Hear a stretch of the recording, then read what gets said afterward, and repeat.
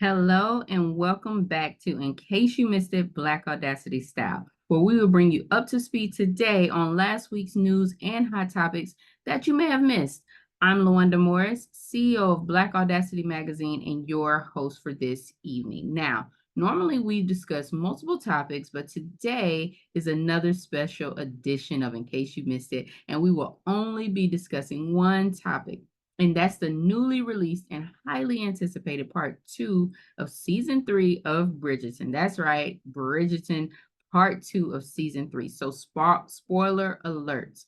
If you haven't watched it, turn this off now or hit pause, go watch it, binge watch the whole season, and then come back, listen to this, see if you agree with me. So yes, this episode is full of Bridgerton spoiler alerts. If you, again, haven't watched it, press pause, go watch, come back here. Now, pour yourself a drink, grab a snack, and let's get into it.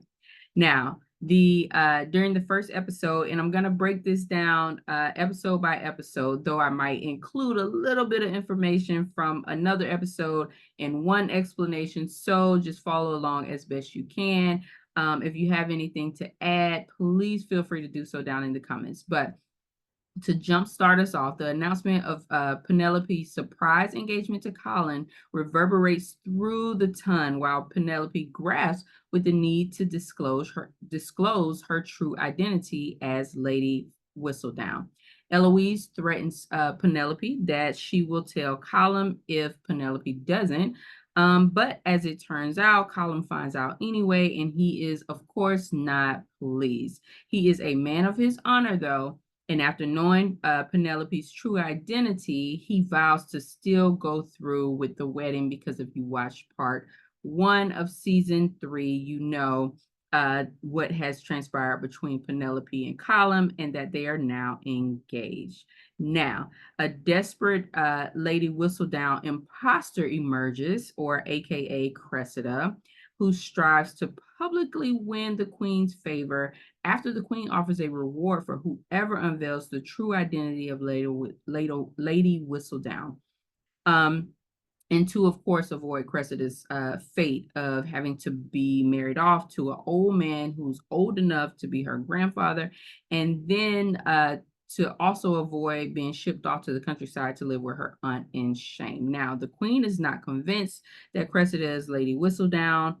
So Cressida and her mother now are struggling to publish a new column, a fake column of the Lady Whistledown publication to try to convince the Queen that Cressida really is the real Lady Whistledown.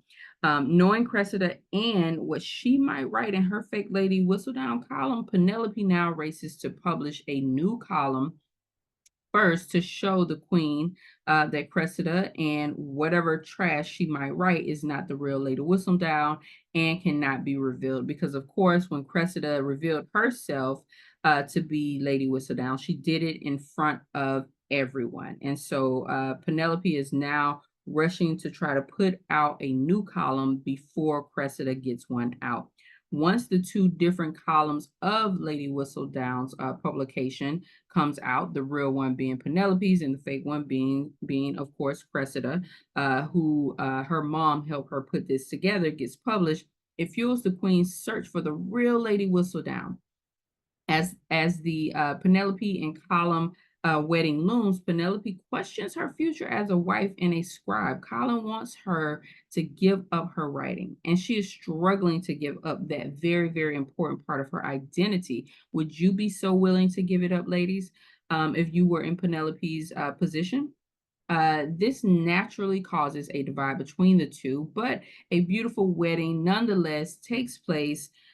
Penelope's mom, Lady Portia Featherington, spends a fortune on the wedding breakfast and is further financially spent. More on that later. The wedding day ends with the Queen crashing to tell the Bridgertons that she now knows that the real Lady Whistledown is one of their family members. And this is, of course, is after Penelope's column shows the Bridgertons in such a positive light versus the fake version that was put out by Cressida. And the queen threatens that if the real Lady Whistledown does not reveal herself, she and everyone around her will suffer the consequences. Now, Cressida's gig is up, of course, and she must now find something else to save herself. And so now Lady Whistledown's true identity is still unknown. And so once again, Cressida is trying to figure out what she's going to do to save herself. And so now that she doesn't pull that off, she actually pulls off something pretty astonishing, and she figures out that Penelope is, in fact, the real Lady Whistledown.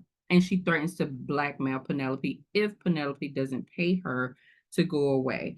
Now, with Cressida threatening to divulge Penelope's secret, she has to choose the best path forward as her relationships and livelihood hang in the balance. Penelope's entire family now knows about the blackmail. Well, at least when I say entire family, at least everyone who knows she is the real Lady Whistledown. That's Colum, Eloise, and now Penelope's mother, Lady Portia. While secrets are being revealed left and right, it seems, Penelope finds out that her mom, Lady Portia, has committed financial crimes by stealing from the ton just to keep her family afloat and is about to be turned over to the queen by the solicitor. Now, Penn then knows what she needs to do to save herself and her entire family. So she puts on a fabulous end of the season ball for her sisters, Prudence and Philippa, and she reveals she is the real Lady Whistledown. Penelope asks for mercy from the queen, and the queen gives it after being convinced by Lady Danbury. And can we also just give a little quick shout out for the relationship between the queen and Lady Danbury? I really, really love this relationship, y'all. Tell me what you think about it down in the comments. Now, Penelope also saves her mom from the queen's ire by using the fortune that she made as Lady Whistledown to explain the family's continued wealth after the death of Lord Featherington, instead of allowing her mother to go down for the crimes that she, of course, committed. I can't wait to see what Penelope writes in her column next season. Now that she's writing as herself, now that we all know her true identity, I want to see if it's going to change how she writes. Just a few more things worth mentioning. Now that the truth is out, Penelope and Eloise seem to be friends again. Anthony and Kate are pregnant, yay, and headed to India to give birth there. Francesca and John are now married and headed to Scotland, accompanied by Eloise and John's cousin, Michella, who it seems Francesca just might be a little bit in love with. Also, Benedict is the last adult Bridgerton son that is single. Oh, and by the way, he's bisexual, which I think everyone already knew. Also, now that Lady Danbury and her brother, Lord Marcus, have seemed to have made up, it seems like Marcus and Lady Violet Bridgerton are free to explore their interest in one another. And I'm looking forward to seeing how Lady Danbury continues to help the Munrich family maneuver high society next season, since they inherited Lady Kent's estate.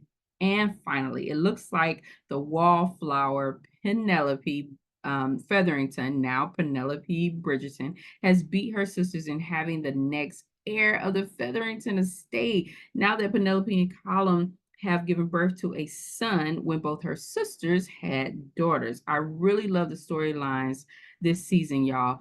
There was admittedly a lot going on, I admit that, but it kept us all on our toes and it kept us thoroughly entertained. Are you not entertained? Okay, that's the wrong show. I digress. But there was so many twists and turns that someone who can't multitask might have been unable to keep up with. But since I am a fabulous multitasker, I just loved it, including all of the fabulous fashions of the season. Let's talk about it real quick. I love the over-the-top looks, and this was the season for over the top. Although the queen is and has always been over the top with her fashions, and it is a party for the eyes, you all.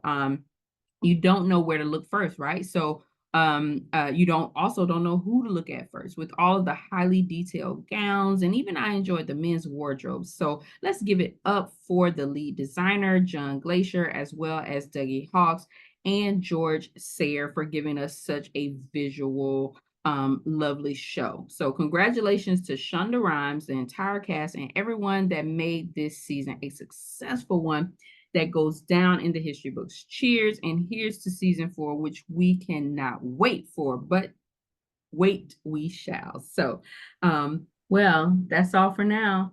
I hope you have enjoyed today's segment of In Case You Missed It, Black Audacity Style. Don't forget to hit that subscribe button, like, and turn on those notifications so that you can see more Black Audacity Magazine YouTube content show up in your feed. I'm LaWanda Morris, CEO of Black Audacity Magazine, and we are unapologetically and unambiguously Black Audacity. Thanks for watching, and I'll see you back here next week. Please stick around for a brief word from our sponsor.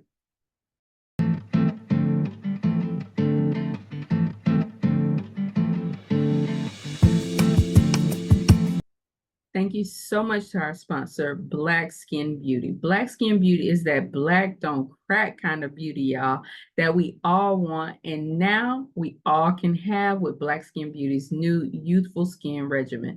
Black Skin Beauty can help you get your skin all the way together. Black Skin Beauty offers a revolutionary 3-step youthful skin regimen to help your skin look and feel younger than ever before. Check out their website at www.blackskinbeauty.com. That's BLKSKNBEAUTY.com to enter for a chance to win free products and to get 10% off. Black Skin Beauty, that black don't crack kind of beauty. Check them out on Instagram at Black Skin Beauty today.